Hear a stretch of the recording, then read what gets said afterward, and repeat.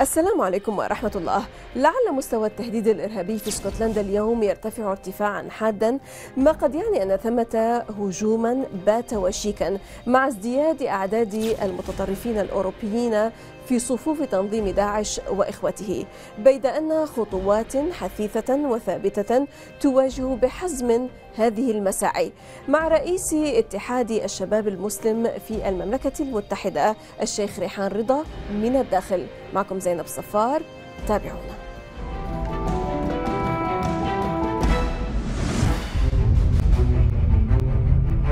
لا تزال أعداد المنضمين في صفوف إرهابي تنظيم داعش وإخوته في تصاعد، ولا سيما المتدفقون من الدول الغربية. فبحسب مفوضة العدل لدى الاتحاد الأوروبي في حوار مع صحيفة لو فيغارو الفرنسية، فإن عدد الأوروبيين الذين ذهبوا للقتال في سوريا ارتفع إلى 6000. وأوضحت مفوضة العدل أن هذا الرقم قد يقلل بشكل حاد من الرقم الحقيقي للمقاتلين الأوروبيين، فعائلات بأكملها انضمت إلى التنظيم. من جهة ثانية، ظل منسق مكافحة الإرهاب في الاتحاد الأوروبي جيل دي كيرشوف يحوم إلى ما لا نهاية على عتبة العدد 3000، إلى أن صرح على أنه يقارب 5000 في لجنة الشؤون الخارجية في البرلمان الأوروبي. أما المركز الدولي لدراسة التطرف فقد تناول أخيرا هذه المشكلة في كانون 2 يناير من هذا العام، وقال إن العدد بلغ 4000. ومن أبرز الدول التي ينطلق منها الإرهابيون إلى صفوف داعش فرنسا وألمانيا وبلجيكا وهولندا. لكن تقريرا للشرطة الإسبانية سرب مؤخرا يشير إلى أن عدد المقاتلين الأوروبيين وصل إلى 100,000. وبكل الأحوال فإن المراقبين يجدون أن الأوروبيين المتورطين مع تنظيم داعش ومثيله بلا شك ليسوا بالآلاف بل عشرات الآلاف. رئيس تجمع رابطة الشباب المسلم في المملكة المتحدة وعضو مجلس إدارة المجلس الإسلامي في اسكتلندا الشيخ ريحان أحمد يحدثنا من الداخل عن الحملة التي أطلقها تجمعهم في العالم، والتي أعلنت الجهاد ضد تنظيم داعش في آذار الماضي، وعن أبرز مقومات هذه الحملة وفعاليتها وما يقومون به كسلطات دينية لحماية مجتمعهم من التطرف.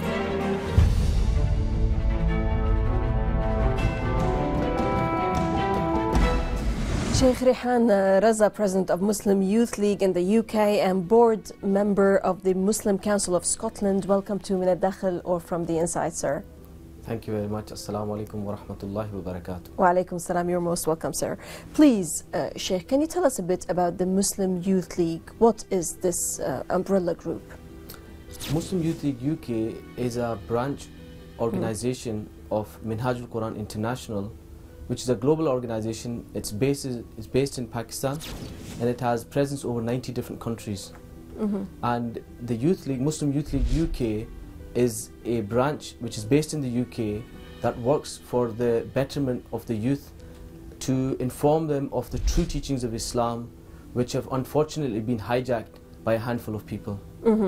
Now, you as the Muslim Youth League, you have declared jihad, so-called jihad against ISIS, and the MYL's campaign rests on a 7-point declaration posted on your Facebook page last March that was declared in an event held in Glasgow in Scotland last March. What can you tell us about this 7-point declaration, please? Well, in terms of the jihad against ISIS, as you know that ISIS has come into existence over the past few years. Before we had Taliban, and then we had Al-Qaeda, and now what everyone is hearing around the world is Daesh, ISIS, ISIL, and they've given various different names to it. What we thought that because this is quite apparent now, becoming on the social media, we see these beheadings, we've seen that, you know, people who have gone for aid work have been murdered. We've seen people that... One of them is the Scottish citizen, from David Haynes. So you see that such acts, atrocities have been carried out against civilians, as well as aid workers, as well as unarmed civilians. So, and it's, you could say it's called indiscriminate murder that's been carried out. And whenever we see this, and whenever we see this on our television or on social media, you know that people begin to think that this is Islam, because they use slogans of Islam, Allahu Akbar, they use Allah is great, They use La ilaha illallah Muhammadur Rasulullah sallallahu alaihi wasallam. They use various Islamic slogans to justify their acts. So people in the West, unfortunately, due to their lack of knowledge, they perceive that as being the reality. Believe this distorted image of Islam as this is what Islam is about. This is what they believe. And when we seen this, that Daesh is hijacking the teachings of Islam, and even other various extremist groups, Boko Haram and Al-Shabab, you name all different types of groups that exist around the world who claim to be Muslims and who carry acts of atrocities and heinous crimes against humanity, we thought as Muslim Youth League UK that it's time that we declare our own ideological war against these people, because they use certain verses of the Quran, they use certain hadith of the Prophet sallallahu alaihi wasallam to justify their actions. But unfortunately, if they were to study the Quran verse by verse, what they do, they take part of the Quran and justify their actions. It's as if saying La ilaha. Yes. Yeah, so if you say La ilaha, that is kufr in itself, until you don't say illallah. So if you take part of any book, regardless of which book you study the Bible, you study the Torah, you study other books of other faiths, if you were to take parts of the books, it will not, you will not be able to understand the context the verse is talking about. So therefore, what we decided as Muslim Youth League UK, since we've already been working on this aspect of countering terrorism, not just post 9/11, but even before 9/11, since the inception of our organization Minhajul Quran International, which is a world-renowned NGO organization working in various fields of academics, various fields of welfare, and its founding leader, Dr. Sheikh al-Islam, Dr. Muhammad Tahir al-Qadri, who's a very well-renowned scholar, he declared a religious edict against suicide bombing and terrorism. And I would just like to show that this was a religious edict that was given in 2010. The fatwa on terrorism and suicide bombing. Yeah. So this was a religious edict that was given against extremist groups, particularly what was happening in Pakistan and then around the world. And the reason for this fatwa, as you know, the fatwas are always 1 or 2 pages, 3 pages, but this fatwa is based on 600 pages. And the reason for this is because if you would study the previous fatwa of ulama, they've condemned terrorism, they've talked about that extremism is not allowed in Islam, but they have always been refuted by the opposite end, by the extremists saying that we do it because of this reason. They still try to justify. But alhamdulillah, after this fatwa was given by Shaykh al-Islam Dr. Muhammad Tahir al-Qadri, no refutation has so far been received by anyone. No one has refuted this argument, because he has quoted 1400 years of history of the Muslim Ummah on various sects, from the Shia sect, from the Salafiyya sect. He's also quoted the Madahib al-Arba, Imam Abu Hanifa, Imam Shafi, Imam Malik, Imam Ahmad. The whole history of Islam he has quoted in here from various Imams, that it is prohibited to wage an armed rebellion against any government, against a Muslim government in a Muslim country. An armed rebellion is totally prohibited by ijma' al-ulama. Because the fitna that will come after that is far greater than what has been witnessed before. Even if the hakim is, the person who's ruling is a jabir, is an oppressor, until he does not command you of explicit kufr. It says in the hadith, kufran bawahan. Yes. And if he commands you of explicit kufr, then it's a different matter. Then it's a different ruling. Sheikh, allow me to go back to the 7-point declaration of your jihad against ISIS. Let's go one by one. The 7-point declaration, what does it rest on? Well, the 7-point declaration against ISIS, and the reason why we used the word jihad is to clarify the meaning of jihad as well. Because jihad, unfortunately, is misunderstood in the West by meaning this indiscriminate murder. But whereas jihad in itself, in its literal meaning, it's derived from juhud. Jahada means to struggle. And there are various dimensions to jihad. For example, we have jihad bil ilm, to strive for knowledge, jihad bil mal, to strive and give charity in the way of Allah subhanahu wa ta'ala to help humanity. Then there's jihad bin nafs, to fight your own inner lower desires. So there are various forms, and jihad bil qital, obviously fighting in the way of Allah subhanahu wa ta'ala.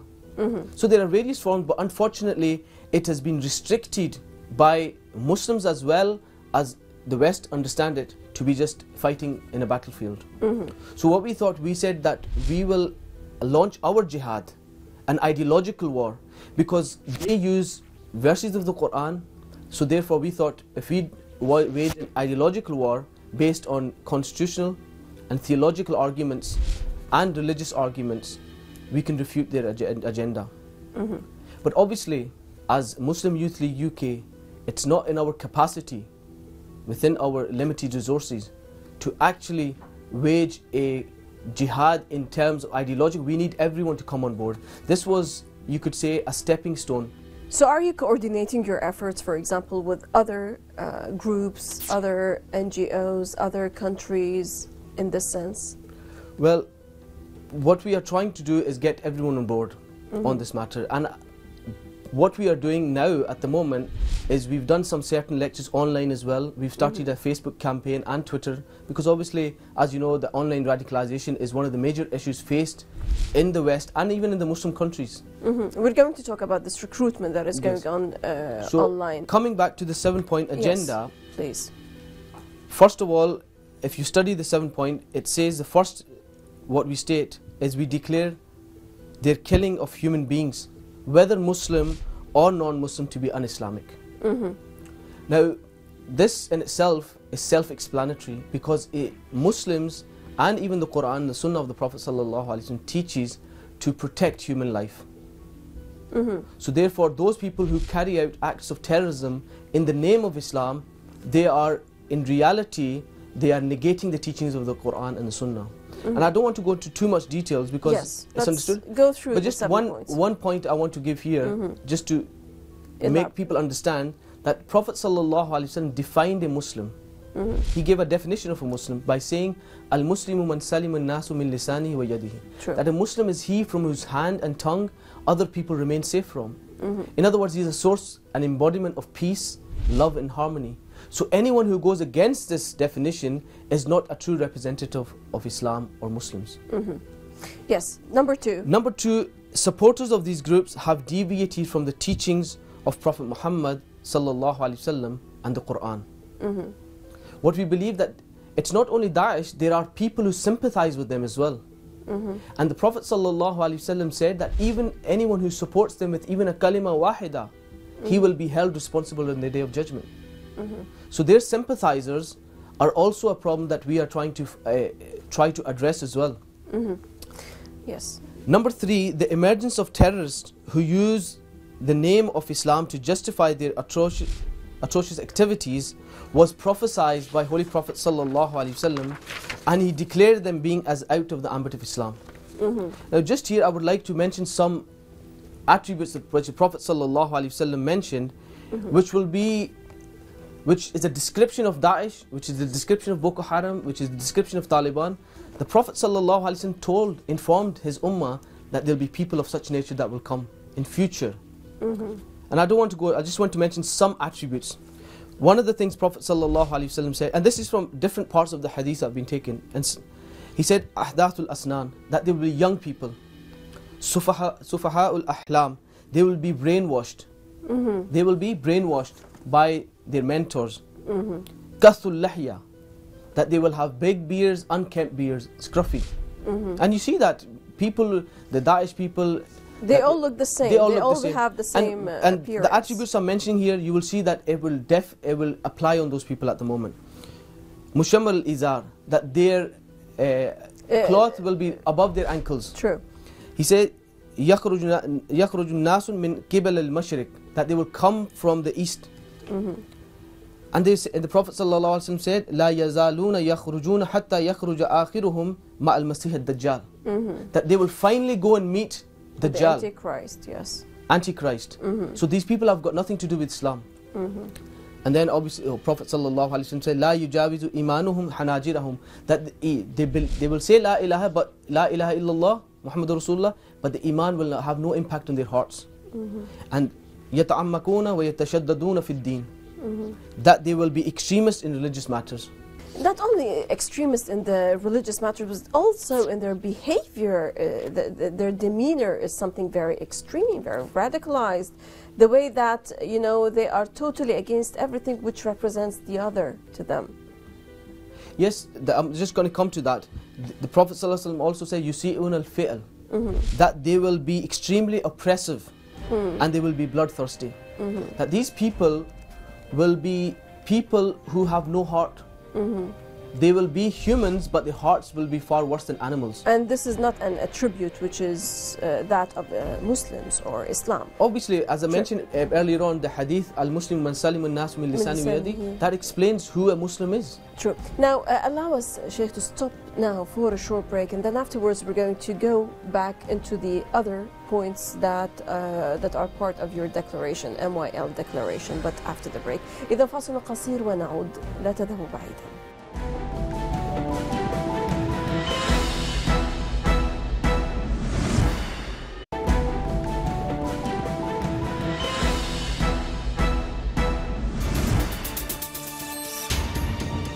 رئيس تجمع رابطة الشباب المسلم في المملكة المتحدة الشيخ ريحان أحمد رضا يستكمل الحديث من الداخل عن النقاط المتبقية في إعلان حملة تجمع الشباب المسلم للجهاد ضد تنظيم داعش.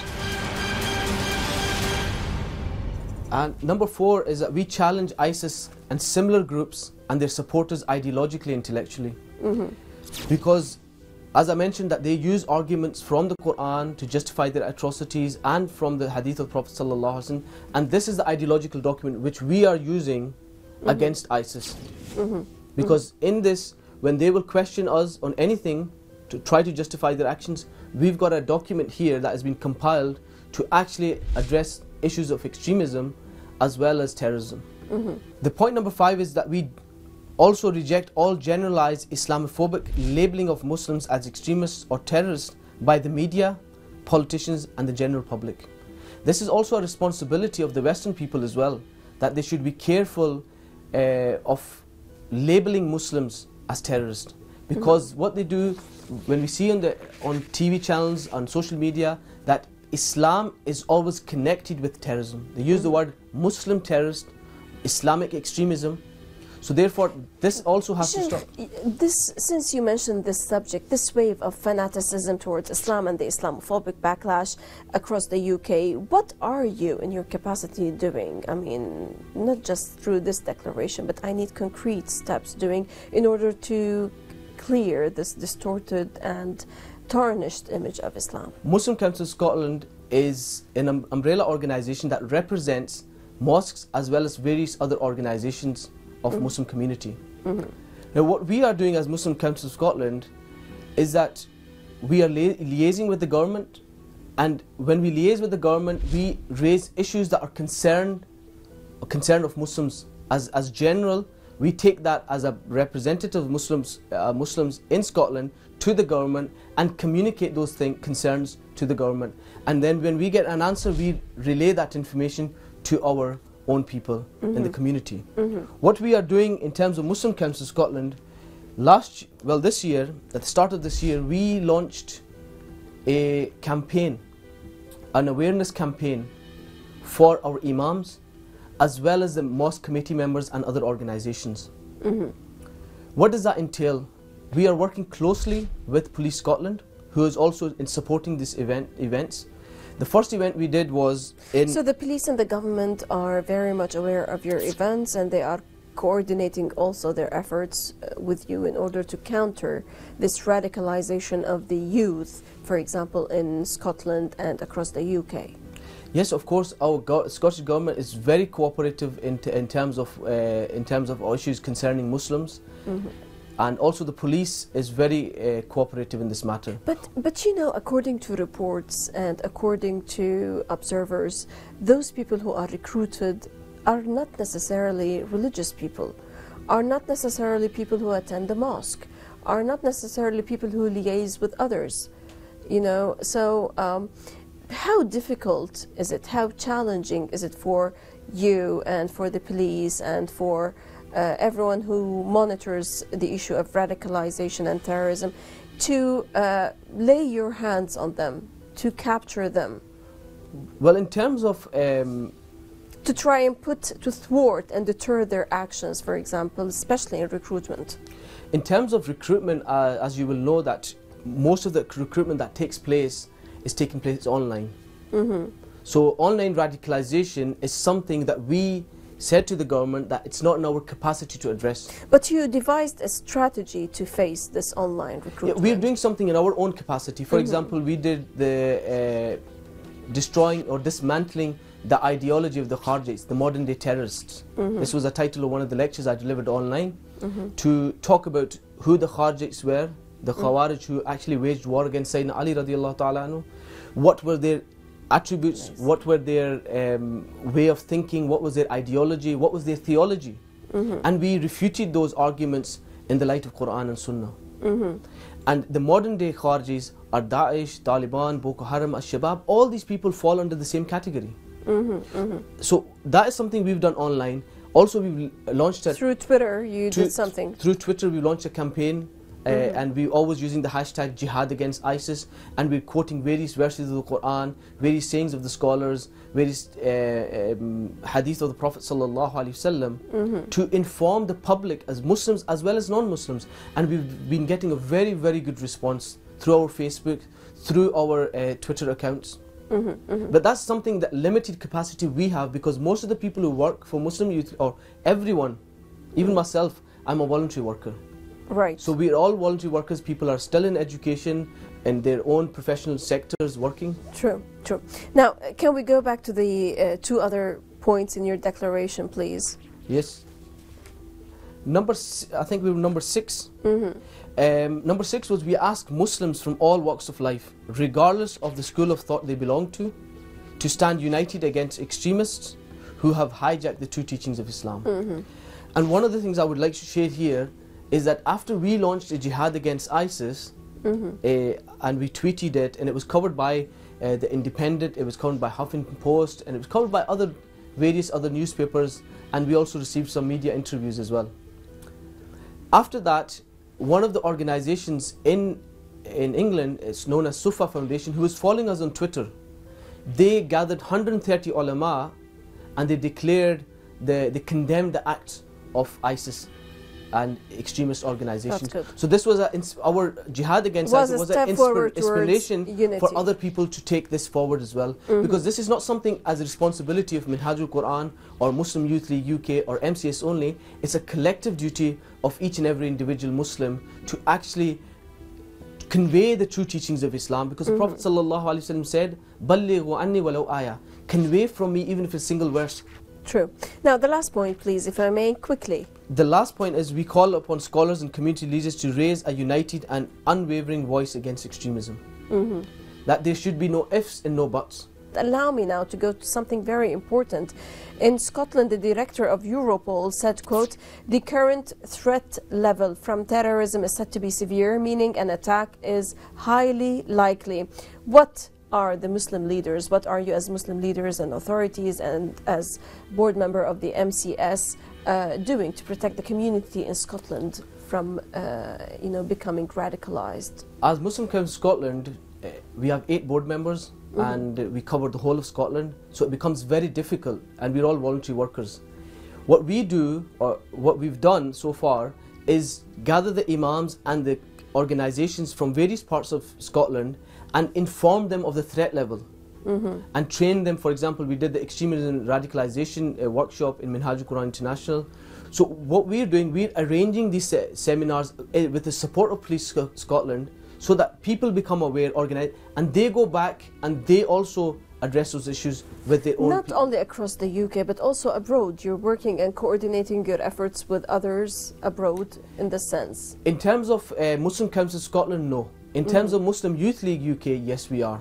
Right. Sheikh Rayhan Raza, unfortunately time has run short. I have lots of other things to talk with you about, and it seems that this is a non-stop thing to talk about. You know, we have lots of details to discuss, but unfortunately time has run short. President of Muslim Youth League in the UK and board member of the Muslim Council of Scotland, many thanks indeed for joining us on The Inside. Thank you very much, and I would like to thank Al TV for giving me the opportunity to express my views. It's our pleasure, sir. You're most welcome. إذا لقاء جديد في الأسبوع المقبل مع ضيف جديد وقضية جديدة ودائما من الداخل. للمزيد من التواصل بريدنا theinside@almayadeen.net وصفحتنا على الفيسبوك من الداخل، من كل فريق عمل من الداخل من كل الميادين. السلام عليكم ورحمة الله.